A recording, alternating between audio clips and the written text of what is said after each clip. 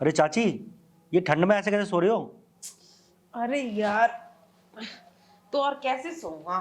अरे कुछ कंबल वंबल ले लो, रजाई ले लो। इतनी ठंड में ऐसे ही घर पड़ी हुई हो तुम तो। अरे मुझे नहीं लगती इतनी ठंड वंड। कौन सी ठंड है, तुम्ही को ज्यादा ठंड लगती है। क्या बात है चाची?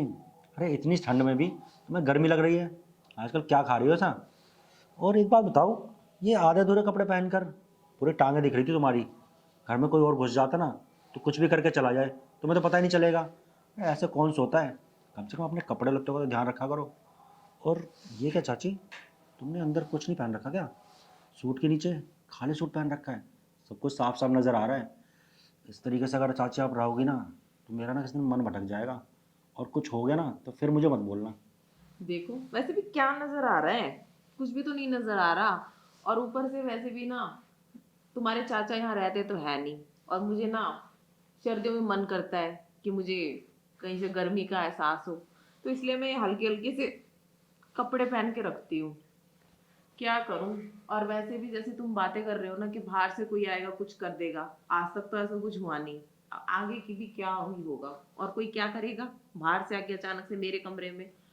और बाहर से आके कोई कुछ करता भी तो शायद मैं अपने आप को लकी समझती। बट ऐसा कुछ हुआ ही नहीं इतने दिनों में। क्या कह रही थी चाची कि कुछ नज़र नहीं आ रहा?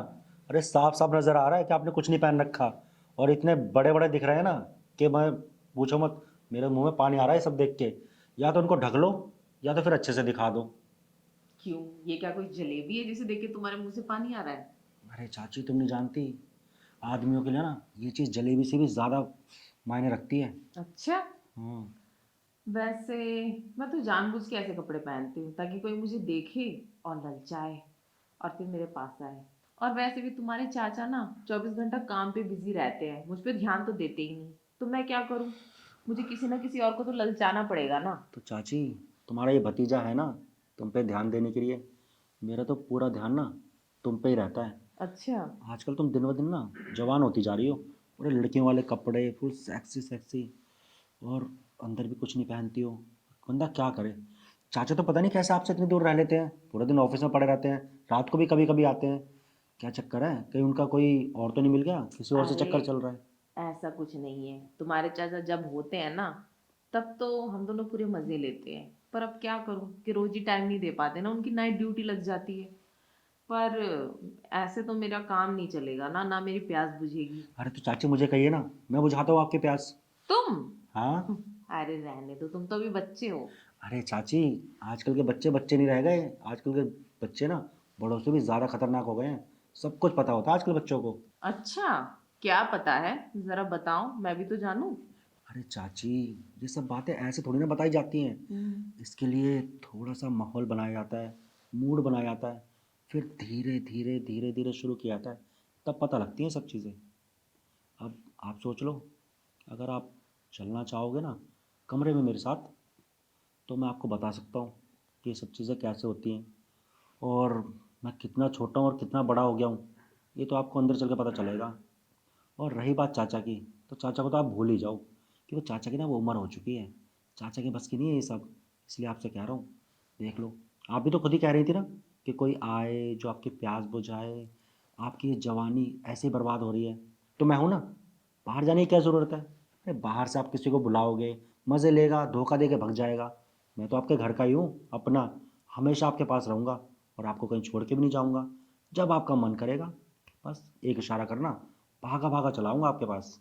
वैसे बात तो तुम पते की कर रहे हो, और बार बार दूर से तड़पने से तो अच्छा है कि मैं तुम्हारी बात मान ही लूं।